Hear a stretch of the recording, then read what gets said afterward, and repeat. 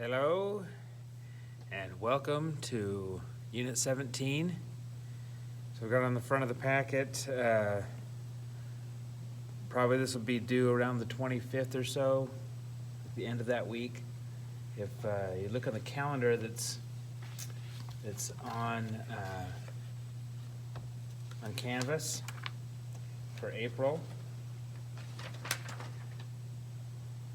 it has us finishing that up, like the quiz around, that weekend. So we'll have this due by the end of that week. The very last week of April, we'll start Unit 18. We'll see how that goes. Anyway, Unit 17, triangle similarity. The first section is a fairly quick review for you. Proportions. Now, proportions are just, if you look down here, like fractions set equal to each other. Okay, and we solve them by cross multiplying and setting those products equal to each other. So, if we just zoom in a little. So if we start right here at the beginning, it says, just remember how multiplication of fractions work. 2 outside of the 1/5, it's 2 1/5 added together, or you just multiply the fraction 2 over 1 times 1 over 5, get 2/5. Okay, so on this one, you could really rewrite it as 3 over 1 times 4 over 7, and then you multiply straight across. 3 times 4 is 12, 7 times 1 is 7. And there's your fraction.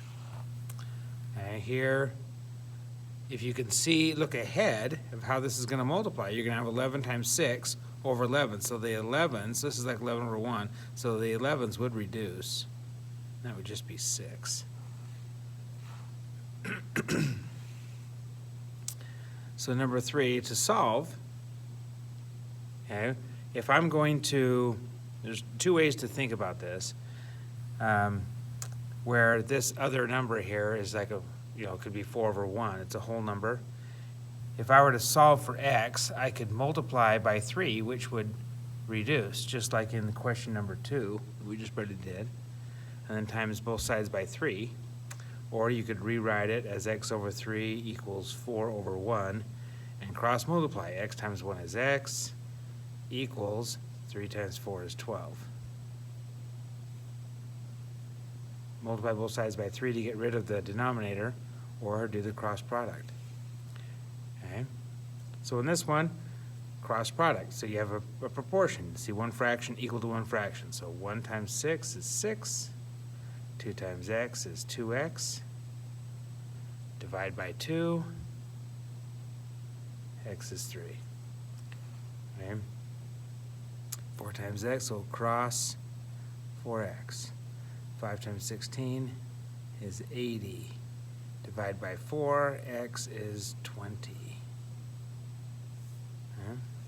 So the question on number next here says, is the answer number 2 a fraction? So number 2,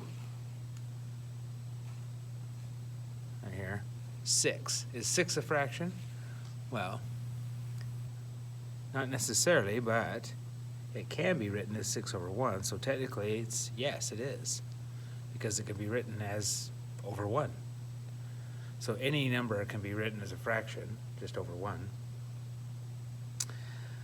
Let's see, look back at exercises 4 and 5. Can you see another way to solve them? Well, on number 4, we could multiply both sides by 6, the denominator where that variable is.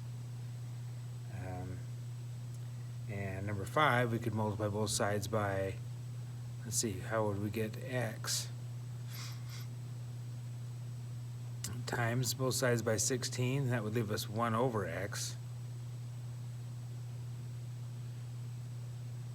To me, if you have 2 fractions equal to each other, just do the cross product. It's a pretty simple way, and it always works. That's only if you have a proportion.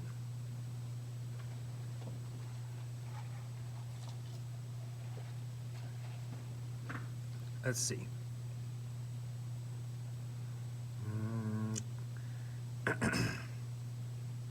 I guess another way on 5 is if you just looked at the common denominator. I guess that's what we're saying.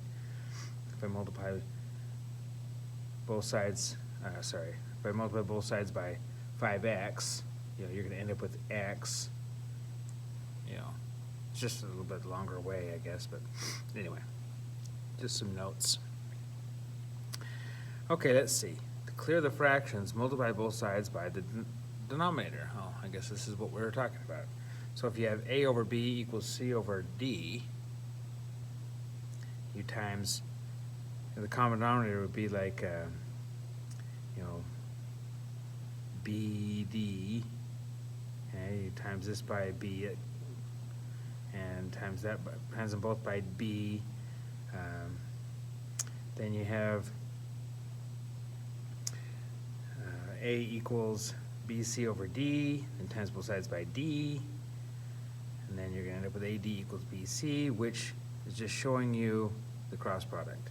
A times D equals B times C, which is this. Oh, I guess I need to zoom.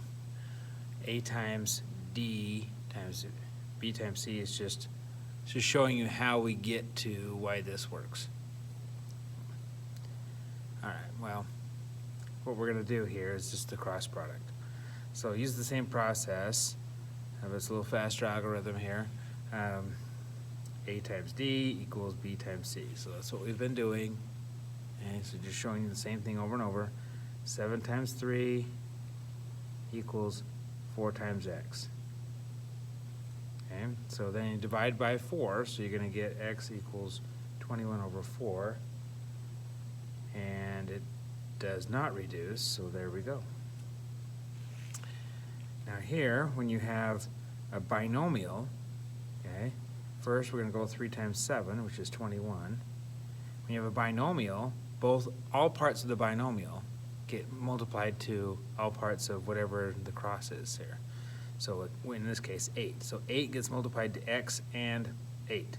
X plus 8. 8 gets distributed through, so that's going to be 8x plus 64. Okay? Now we subtract 64. So after I subtract 64, 8x is going to equal negative 43. Minus 64 from both sides.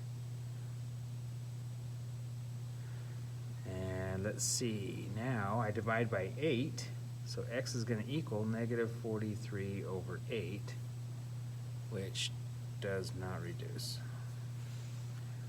Okay, here we have a couple of binomials, but we just distribute 6 times the x plus 3 would be 6x plus 18. Then we multiply the other direction. 2 times the x minus 2 would be 2x minus 4. Now I'm going to subtract 2x. This gives me 4x plus 18 equals negative 4. And subtract 18.